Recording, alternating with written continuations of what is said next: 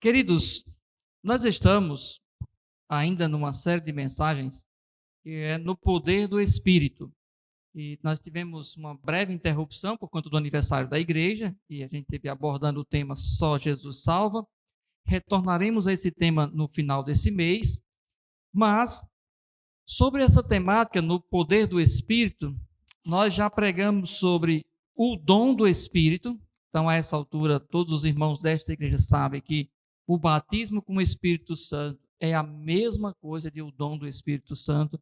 No momento da sua conversão, você é batizado pelo Espírito Santo. Isto é, ele passa a habitar na sua vida, mediante a confissão de que só Jesus Cristo é o Senhor e o arrependimento dos seus pecados. Pode ter certeza que o Espírito Santo passa a habitar na sua vida.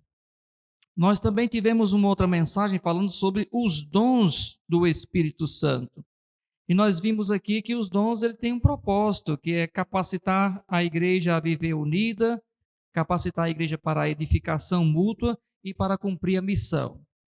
Nós também tivemos uma outra mensagem sobre a plenitude do Espírito, e foi interessante porque a plenitude do Espírito é uma consequência do batismo do Espírito. Você, convertido a Cristo, agora você deseja, você busca viver plenamente aquilo que o Espírito Santo dispõe para você. E agora, vivendo essa vida de forma ousada, todas as experiências que você tem ao longo da sua vida cristã, onde você sentiu de forma mais plena a presença do Espírito, faz parte daquilo que nós chamamos de um processo de santificação. E a última mensagem que preguei foi sobre o fruto do Espírito. E naquela ocasião, além de mostrar o fruto do Espírito, nós demos a ênfase de que a evidência do fruto não é algo miraculoso, mas sim moral, de caráter. E hoje eu quero falar um pouquinho mais sobre o contexto do fruto do Espírito. Eu intitulei essa mensagem A Batalha Diária, que é aquela pegada que todo crente sofre, aquele negócio assim, difícil, tipo essa canção que nós cantamos, né? Bem difícil em alguns momentos, e aí eu quero falar um pouco sobre isso. Mas, antes de entrar no texto, eu queria que você abrisse sua Bíblia em Gálatas. Gálatas capítulo 5. Carta do apóstolo Paulo aos Gálatas, capítulo 5. E vou fazer a leitura do versículo 13.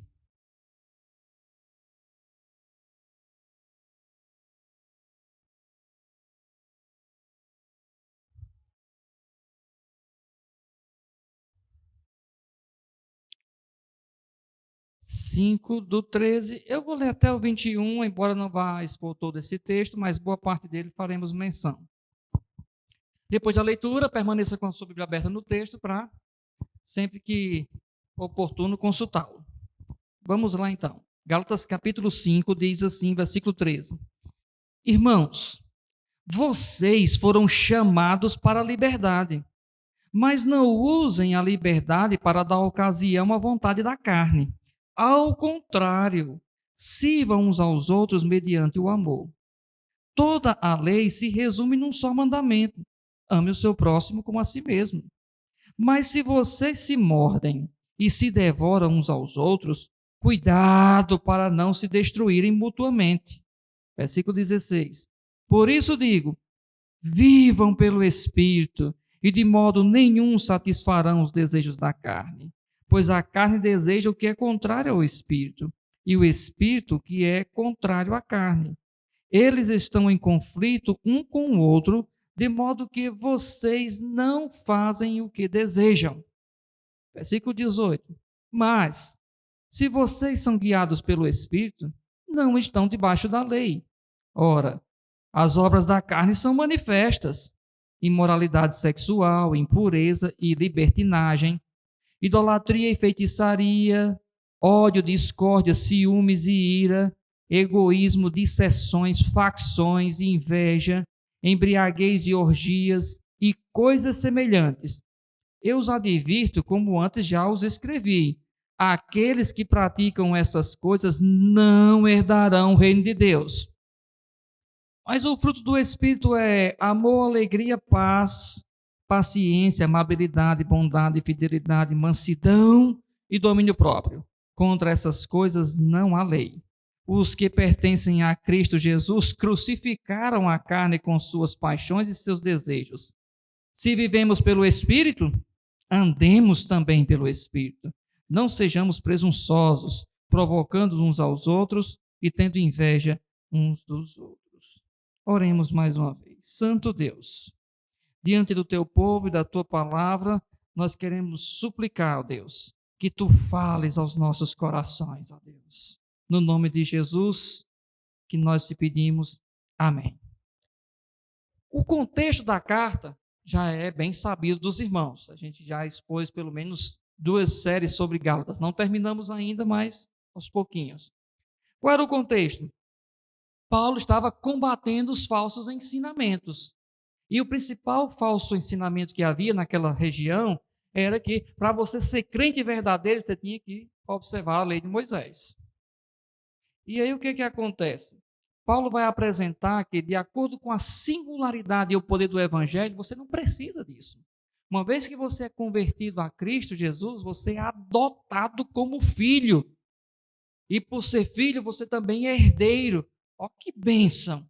Mas aqueles judaizantes continuavam a perturbar e dificultou na mentalidade daqueles irmãos a liberdade que eles tinham em Cristo. Qual era a acusação que eles faziam para Paulo? Era o seguinte: bom, esse Paulo que está pregando para vocês, ele saiu do judaísmo, saiu do farisaísmo e agora está pregando uma libertinagem. Está pregando uma graça que não exige nada. Aí, por essa razão que Paulo vai falar de que a principal evidência de alguém que foi verdadeiramente convertido é não viver praticando as obras da carne, mas desenvolver o fruto do Espírito. Então, queridos, quando a gente olha para esse pêndulo que normalmente ele está assim, ó, nós temos uma tendência aos extremos. Você conhece alguém que é tudo ou nada? Não quero mais. Mas fulano, não, só quero se for assim. Fulano, faste um pouquinho. Faça, pois é. Então nós somos assim, temos a tendência para os extremos, infelizmente. Mas, de acordo com o extremo que a gente percebe aqui, era entre o legalismo e a licenciosidade. Ou seja, o legalismo é aquela parada de que você só é crente se você cumprir realmente as regras. E aí todo crente aqui pergunta, mas eu vacilo, pastor, de vez em quando, eu não consigo cumprir.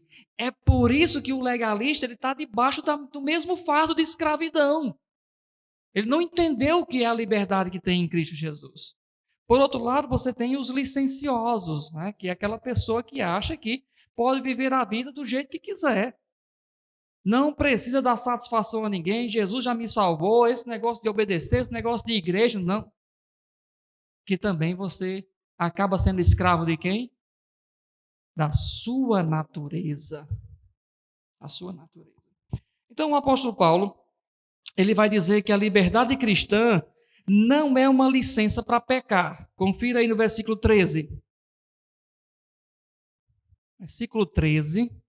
Deixa eu voltar ao meu texto aqui. Irmãos, vocês foram chamados para a liberdade. E como eu gosto dessa expressão. A palavra que ele usa aí para chamados é praticamente a mesma palavra que o Senhor Jesus usou quando chamou Lázaro, que estava morto há 4 dias. É a mesma palavra que nós estudamos hoje de manhã, a palavra criadora, a palavra que tem poder, é a palavra do qual ela é irresistível para nós.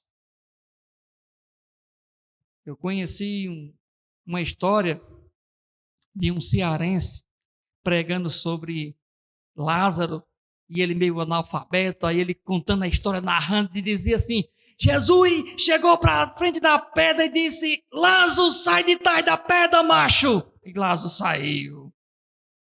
Na verdade, com essa veemência toda, o pregador estava querendo dizer que esse chamado, ele é irresistível. Paulo está dizendo para esses irmãos que estavam confusos que eles foram chamados da morte para a vida, assim como nós fomos. Se você ler superficialmente a carta aos Efésios, você vai aprender isso logo nos primeiros capítulos. Nós estávamos mortos em nossos delitos e pecados.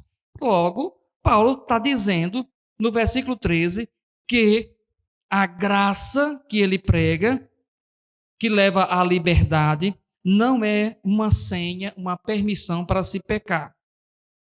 A liberdade cristã também não é uma autorização para ignorar a lei. Versículo 14. Toda a lei se resume num só mandamento: ame o seu próximo como a si mesmo.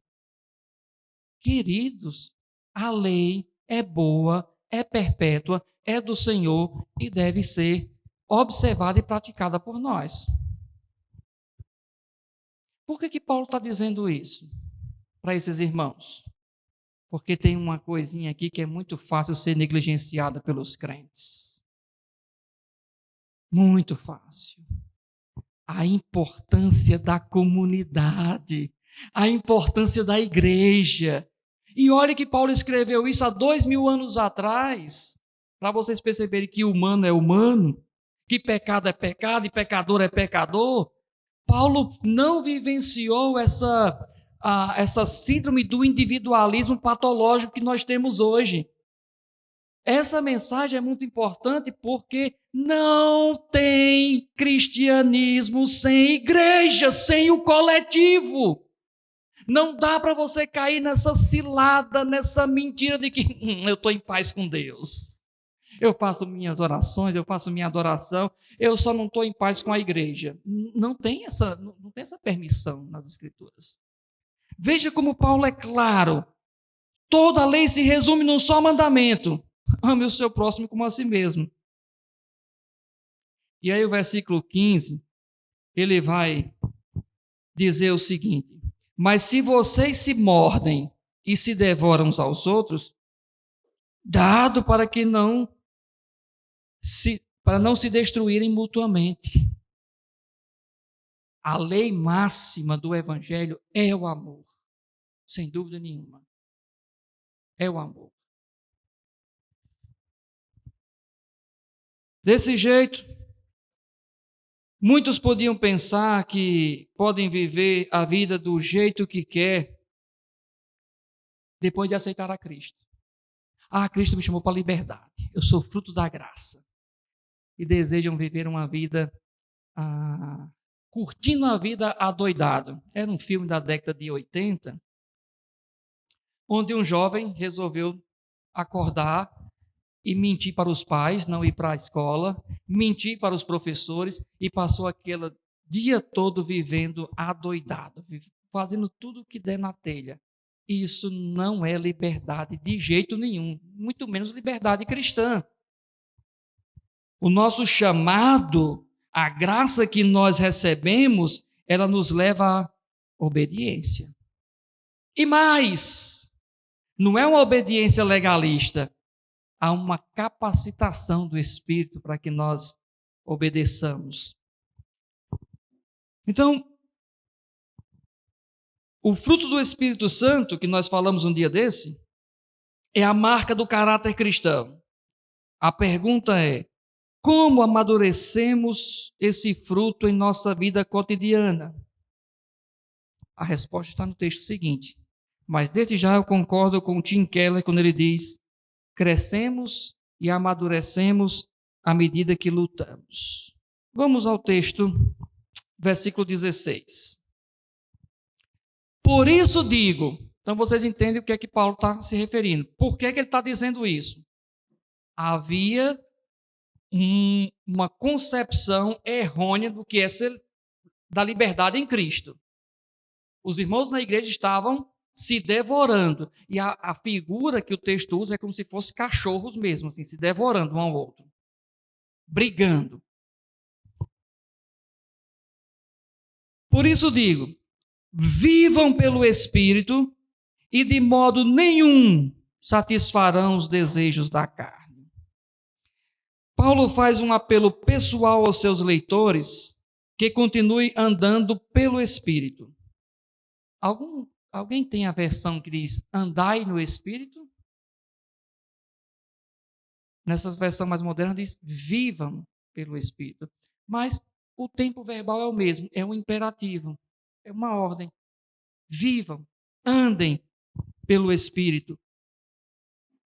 O resultado, se você andar pelo Espírito, é que você não vai satisfazer os desejos da carne. E a palavra aí, para carne, desculpe, depois eu falo da carne, falar sobre a palavra desejo.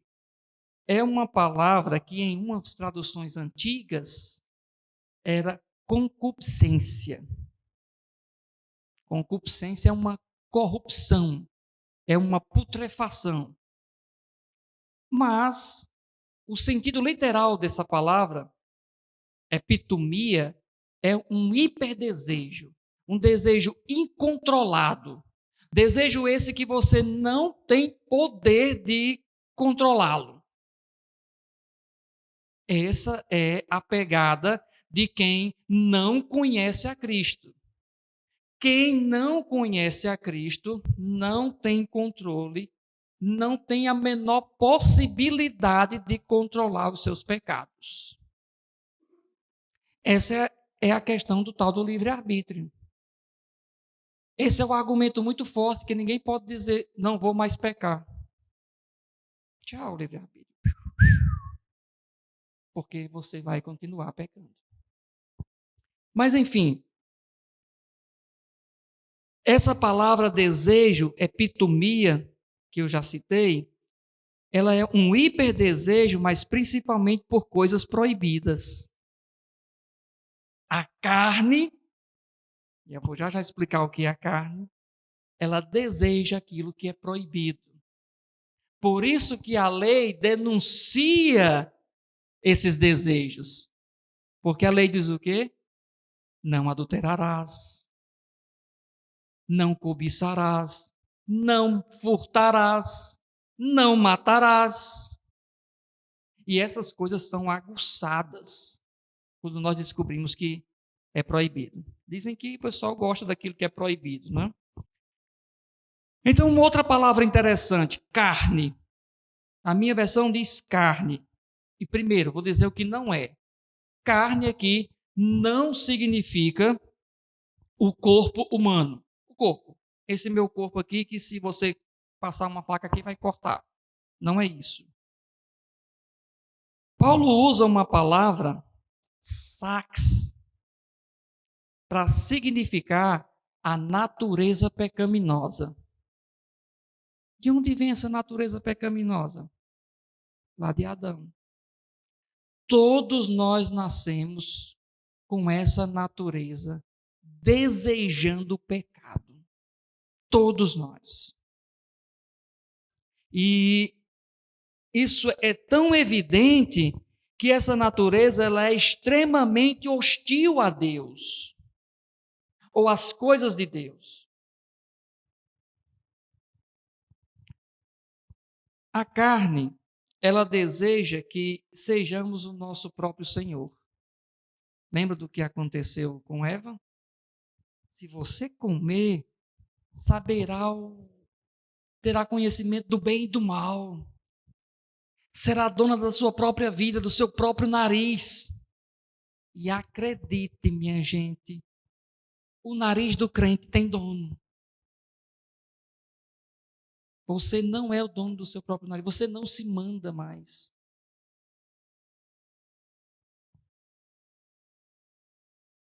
Veja, acompanhe comigo, só para nós entendermos o que é que essa carne produz, essa natureza pecaminosa.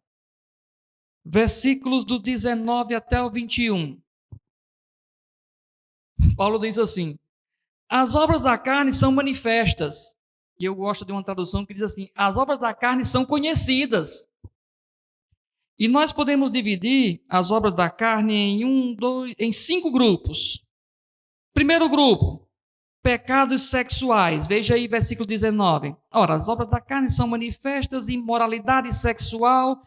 E a palavra imoralidade sexual aqui vem de uma palavra que nós também conhecemos, porneia, de onde vem pornografia. Por isso que imoralidade sexual é todo tipo de deturpação sexual. Tudo. Até o adultério é porneia. Imoralidade sexual, impureza e libertinagem. Mas eu gosto de uma versão antiga, Clécio, que chamava de lasciva. Lascívia. O que é lascívia? É a pessoa sexcêntrica. Você conhece uma pessoa, certamente não é crente, que toda conversa dele tem essa cebosidade, tem um duplo sentido, tem uma brincadeirinha assim. O olhar dele para a mulher é sempre um olhar constrangedor. Esse é o lascivo. É inadmissível. Não é inadmissível. Não pode existir um crente lascivo. Está errado. Queridos, você já pensou? Desculpe o exemplo que eu vou dar da minha pessoa, mas vamos lá. Meu celular não tem senha. Quem resolve as coisas é a Tarsila e a Auriélia. E eu vejo os caras aí brigando porque a mulher não pode pegar no celular. O que é que tem aí nesse celular, cidadão? Certo? Tá errado. Tá errado. Vou anotar isso aqui para eu dizer no próximo casamento que eu fizer. E vai ser bem na hora dos votos. Promete deixar olhar o celular sem senha. Isso é né? Vamos ver.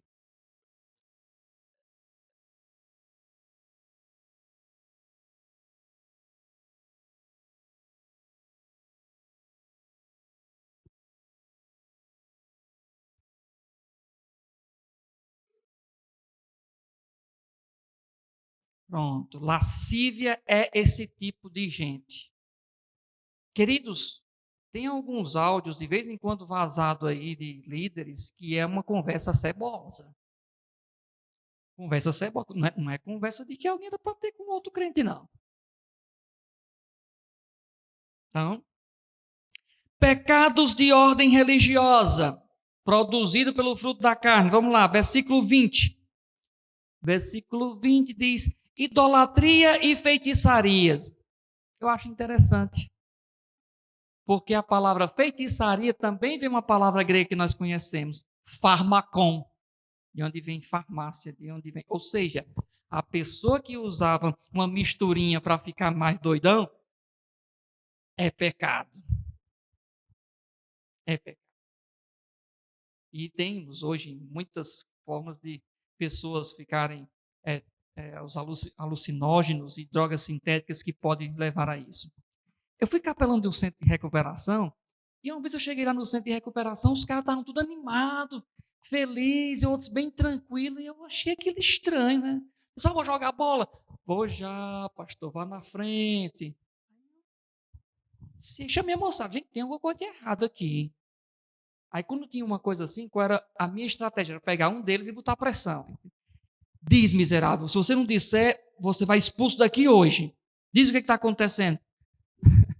Não, pastor, foi fulano que encontrou umas ervas não sei aonde, aí o outro arrombou a farmacinha, pegou uns Rivotril que tinha lá, a gente derreteu tudo. Tudo doido, tudo chapado, dentro do centro de recuperação.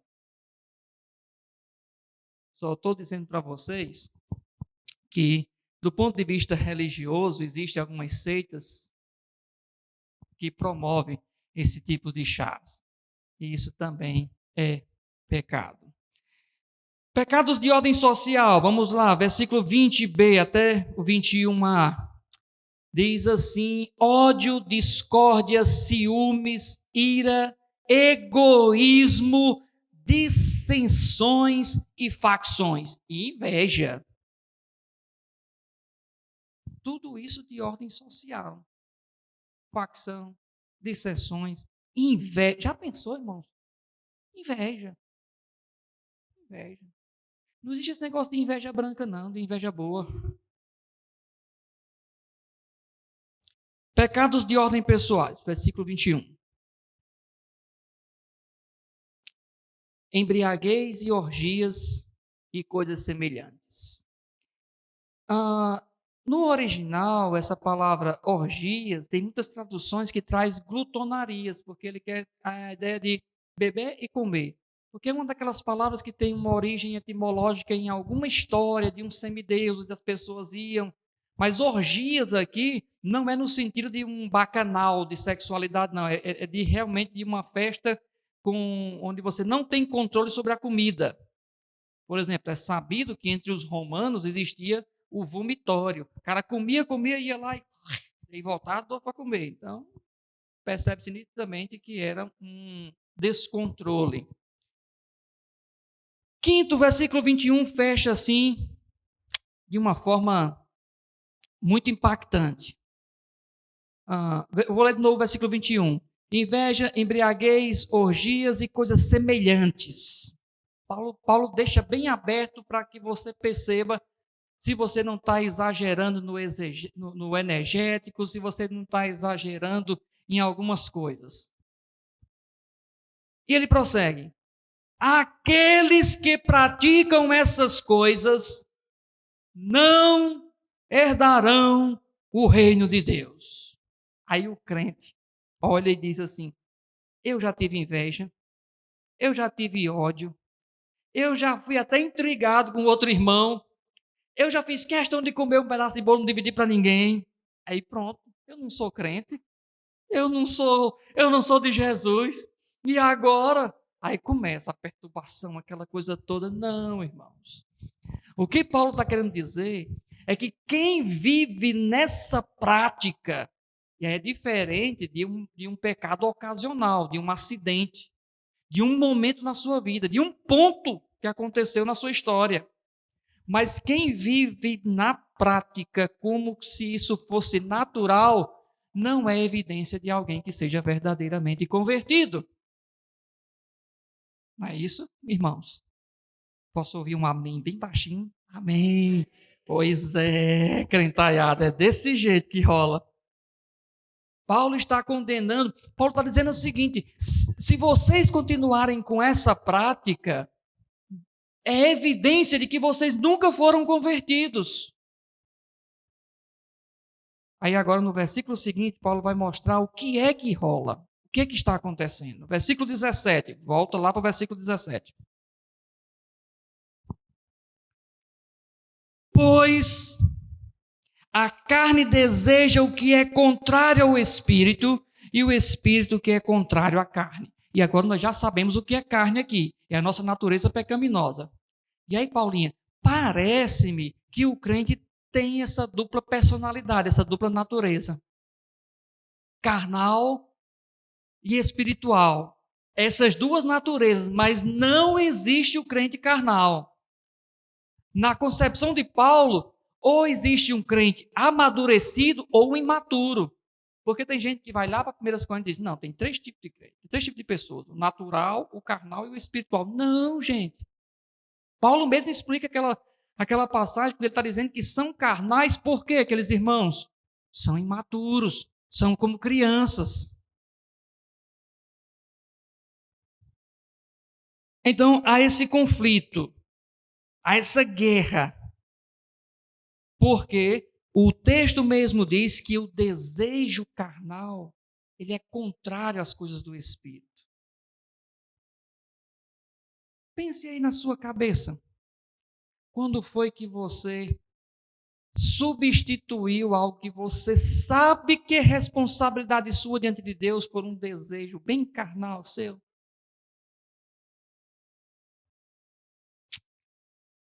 O que é que Paulo diz para superar isso? Vamos ler rapidinho. Andrezinho, por bondade, coloca aqui Efésios capítulo 4, versículo 22 e depois o versículo 24.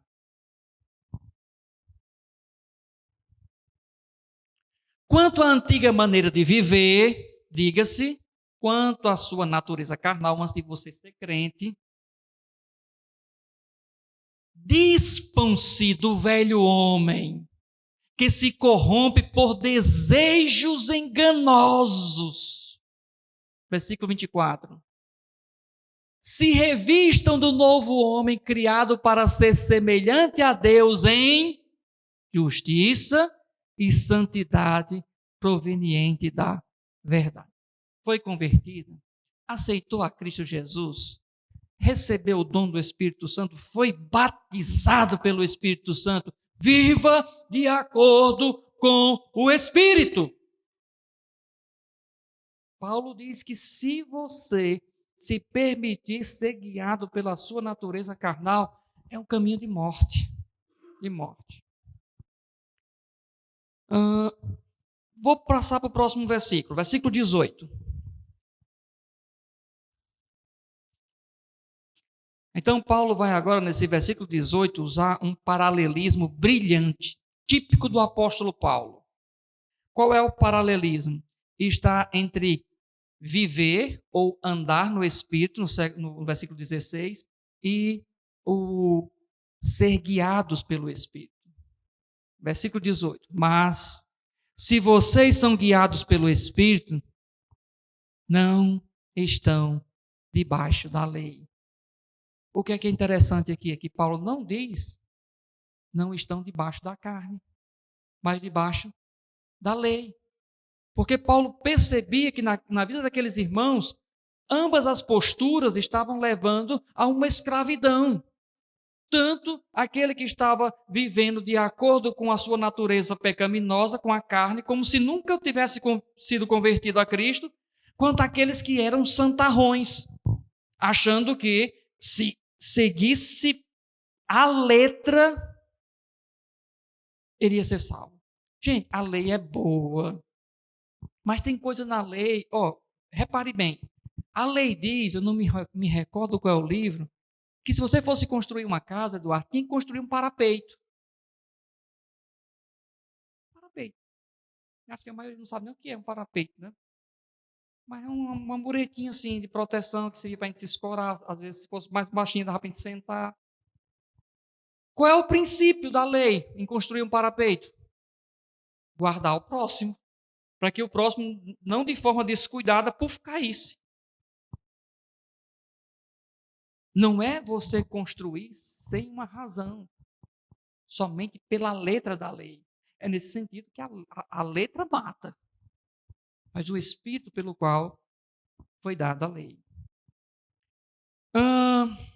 Então, queridos,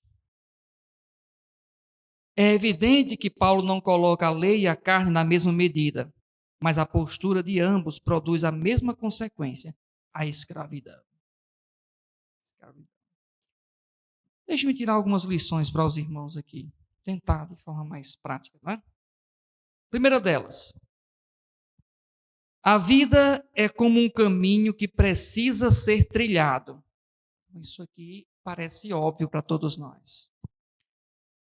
O andar, o caminhar, constituem um movimento com direção e propósito. Ou coisa ruim é você andar sem propósito, minha gente. Eu criei uma ideia na minha cabeça, só funciona comigo. A Maureen não rola para ela, não. Fazer esteira e lendo. Eu consigo, beleza, consigo, que é uma maravilha. E o interessante é que quando eu estou lendo um livro bom, a minha expectativa não é nem pela esteira, mas é pela leitura. Eita, eu vou ler tal capítulo do livro, já fico só esperando a hora. Um propósito. Aliás, vários, né, Lívia? Tem um propósito também de ficar em forma, de queimar, fazer aeróbica para melhorar. Alice, quando ela estava perdida lá no País das Maravilhas, ela encontra aquele gato que de vez em quando aparece só o sorriso, só os olhos, né? De vez em quando ele aparece, ela pergunta: podem me dizer qual o caminho que eu devo tomar? A resposta: depende do lugar para onde você quer ir. Eu não sei para onde ir, responde Alice. E ele diz: se você não sabe para onde ir, qualquer caminho serve. Então, a pergunta mais importante é: para onde você está indo? As Escrituras só nos apresentam dois caminhos: o dos ímpios, controlado pela natureza pecaminosa, pela carne, que leva à morte, e a do justo, que leva a uma vida de santidade. Como encontrar então? Perguntaria Eduardo para mim. Como encontrar então, pastor, um GPS que me dê direção na vida? A vida é como uma peregrinação, minha gente. E aí eu lembro agora do livro O Peregrino, de John Bunyan. O Peregrino é legal, gente. Aquele livro precisa ser lido por todos os crentes. Tem uma hora que ele é seduzido, e o nome do personagem lá é Senhor Sabedoria do Mundo. Ele é seduzido a trocar de caminho, pegar um atalho. Não tem atalho para a maturidade espiritual. Não é à toa que Paulo chama de fruto do Espírito e obras da carne. O fruto leva tempo. Pastor Lacerda vai lembrar, a irmã Auriélia também. A fruta amadurecida no carbureto era terrível, sem gosto. E se fosse banana meio dura, era terrível. A gente comia porque, enfim, era o jeito. Mas a fruta, no tempo certo, ela é saborosa. Maturidade espiritual também é assim, gente. Não tem atalhos. Qual é a minha crítica aqui? É porque tem uma moçada aí vendendo atalhos para a vida espiritual. E não vai rolar. Leva tempo. Então, o peregrino é alguém que está caminhando rumo a uma cidade. E ele passa por diversos momentos difíceis. Mas sempre esteve guiado pelo Espírito. Por isso a figura do evangelista. Quem é que chega para ele e diz: olha, você está no caminho errado? É o evangelista. Segunda lição: a vida também é como um campo de batalha que precisa ser guerreada. N.T. Wright, um estudioso, ele disse o seguinte: parece-me que hoje os cristãos se dividem em dois grupos. O primeiro acha que o pecado não tem importância nenhuma. E o segundo sabe perfeitamente que o pecado tem importância, mas mesmo assim não consegue vencer o hábito de pecar. Parece que o crente nunca vence. Parece que a luta do crente com o pecado parece a luta do coiote e o papalégua. O coiote nunca vence. Cria estratégia, parece bambam e popó. E nós somos o bambam. Mas não é assim que a Bíblia ensina. A Bíblia ensina que nós temos sim, recebido poder do Espírito Santo para vencer o pecado. E o que a Bíblia condena é a prática diária, cotidiana, de um coração que foi cauterizado por aquele pecado que você elegeu, que é intocável. Não, ninguém toca nesse meu pecado. Queridos, deixem-me abrir meu coração para vocês. Vocês me veem assim, às vezes, com essa cara de bonzinho, quase uma cara de abestado. E às vezes o pessoal diz assim: pastor, ele me passa uma serenidade. Conviver. Aí uma da irmã Aurélia, 25 anos. Mas só Deus sabe o quanto que eu luto com a minha brutalidade, irmão. Só Deus sabe, só Deus sabe. Que de vez em quando eu escorrego, quando eu estou muito agoniado, e aí quem está mais próximo sabe. Mas é uma luta. Eu já detectei, é um problema, é algo que está sempre perto de mim. E toda vez que eu sinto o desejo de explodir, aí eu lembro das palavras de Deus para Caim. Olha, o pecado está bem pertinho de você. Cabe a tu dominá-lo. E a figura, Adriano, que o hebraico usa lá do pecado que está perto de Caim, é um monstro terrível. E a gente sabe que é assim mesmo, gente. O pecado, ele entra e destroça. O pecado é um acidente de percurso na vida do crente. A batalha não é caracterizada pelo cai e peca. Não, caí, pequei. E ficar nesse negócio. Não, pequei, caí, pequei. Não, gente. Tem vitória, sim. E você precisa crer no poder da palavra de Deus para lhe dar essa vitória. Enquanto você sentir-se constrangido, entristecido por causa de um pecado, é sinal que o Espírito Santo está trabalhando na sua vida. Agora, no dia que você fizer e achar normal, aí você, opa, alguma coisa está errada aqui. O povo de Deus deve andar segundo o Espírito. Apesar de reconhecermos que a vida no Espírito não é um passeio em parque de diversões, nunca devemos nos esquecer que vivemos em um mundo controlado pela carne. O mundo, as pessoas do ambiente em que nós trabalhamos, a maioria delas, são ainda controladas por sua natureza carnal. Mas a igreja não pode ser assim. O povo de Deus não pode devorar uns aos outros, meus queridos. Por isso, vivamos nesse mundo carnal, mas produzindo o fruto do Espírito. Conclusão. Vamos lá, conclusão. Não devemos apenas andar, mas lutar por nossa santidade e ser guiado pelo Espírito. Paulo não tem uma visão triunfalista, como se quem vive pelo Espírito jamais fosse tentado pela velha vida na carne ou nunca cedesse à tentação. Eles são tentados, nós somos tentados e muitas vezes cedemos.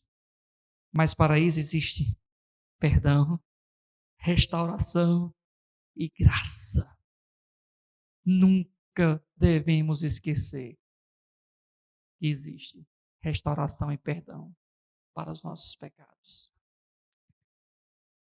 Aplicação. Qual a vida que você quer? Massacrada pela religiosidade legalista? Ou oprimida pelos próprios desejos, vivendo em busca de satisfação nas obras da carne? Na sua peregrinação, tem buscado uma vida equilibrada, centrada no Evangelho, onde rechaça a libertinagem e também o legalismo? Esses 3 L's, entre licenciosidade e legalismo, saiba que o L do centro vai ser o L da liberdade cristã. Então, que Deus em Cristo nos ajude nessa batalha diária.